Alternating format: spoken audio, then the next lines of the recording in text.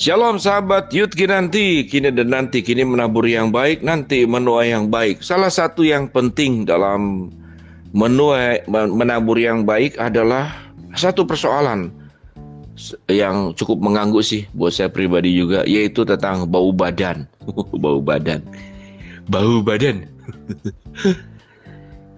Bagaimana cara menghilangkan bau badan? Sering merasa tidak percaya diri karena merasa bau badan, tenang saja. Kini Anda tak perlu khawatir lagi. Ada beberapa cara untuk menghilangkan bau badan yang ampuh, ini menurut dokter. Jadi bagaimana caranya? Dalam dunia medis, bau badan dikenal dengan istilah bronhidrosis. Munculnya aroma tubuh yang kurang sedap umumnya disebabkan pertumbuhan bakteri di permukaan kulit dan ketiak. Bakteri tersebut akan mengolah keringat menjadi zat asam sehingga muncul bau yang kurang sedap. Inilah alasannya mengapa bau badan bisa lebih sering muncul ketika tubuh Anda sedang berkeringat. Mengenal penyebab bau badan. Keringat dihasilkan oleh kelenjar keringat yang terdapat di kulit. Ada dua kelenjar keringat utama di dalam kulit, yaitu kelenjar ekrim dan kelenjar apokrin. Kelenjar ekrin dan kelenjar apokrin. Kelenjar ekrin berada di seluruh tubuh dan berada di daerah terbuka, sedangkan kelenjar apokrin berada di daerah yang berambut seperti di selangkangan dan ketiak. Kelenjar ekrin akan menghasilkan keringat dengan komposisi air dan garam saat suhu tubuh meningkat. Sementara itu, kelenjar apokrin mengeluarkan cairan yang berlemak. Tubuh seseorang akan lebih banyak mengeluarkan cairan dari kelenjar ini ketika sedang stres. Ketika bercampur dengan bakteri, cairan dari kelenjar keringat pun kemudian akan memicu terbentuknya bau badan. Produksi keringat tubuh biasanya akan lebih banyak ketika suhu panas atau setelah berolahraga atau melakukan aktivitas fisik berat. Meski demikian, produksi keringat pada sebagian orang bisa terjadi secara berlebihan. Kondisi ini disebut dengan hyperhidrosis.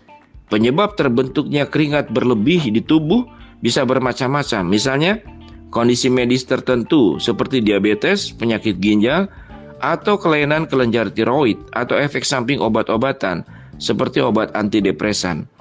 Cara menghilangkannya bagaimana? 1. Mandi secara teratur. Yang kedua, menggunakan sabun antibakteri. Yang ketiga, keringkan badan dengan benar. Yang keempat, gunakan pakaian yang tepat. Untuk pakaian sehari-hari, Anda bisa memilih pakaian dari bahan yang nyaman dan dapat menyerap keringat dengan baik.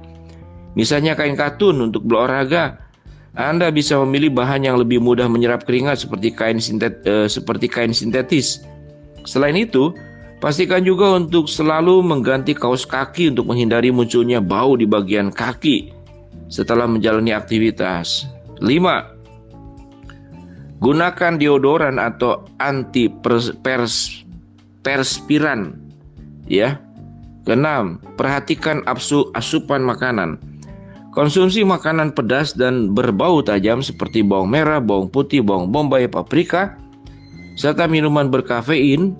Minuman beralkohol bisa membuat seseorang memproduksi keringat lebih banyak daripada biasanya. Menghindari atau mengurangi makanan dan minuman tersebut bisa membantu Anda mengurangi bau badan.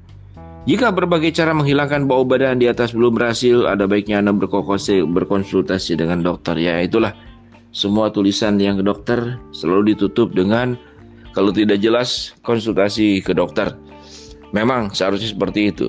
Demikian sahabat Yud Kinanti. Terus terang ya, bau badan itu tidak sehat, bau badan juga mengganggu, bau badan juga bikin emosi.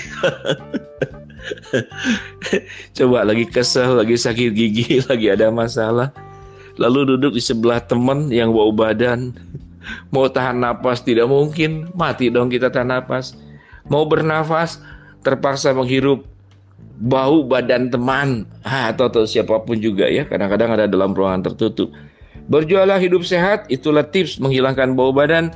Shalom sahabat Yud Kinanti, jaga hidupmu baik-baik agar Tuhan menjaga masa depanmu, agar masa depanmu dipimpin dan diberkati Tuhan. Amin.